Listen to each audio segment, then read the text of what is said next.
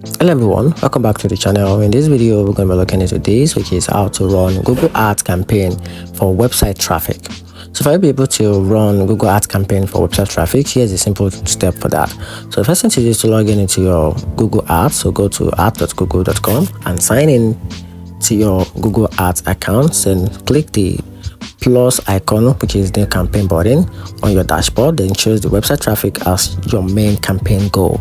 This helps Google optimize your ads for click to your website. So next thing to do is to pick a campaign type. So select search, display, or performance max depending on your strategy. The next thing to do is to search ads appear on Google results, display ads appear on website and app, and performance max combine multiple ads type automatically.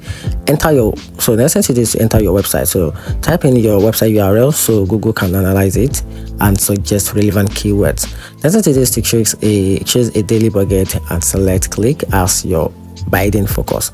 You can set a minimum cost per click, which is CPC limit if needed, then set your location, language, age, interest, or device targeting to reach the right audience. After that, you can add keywords or ad group.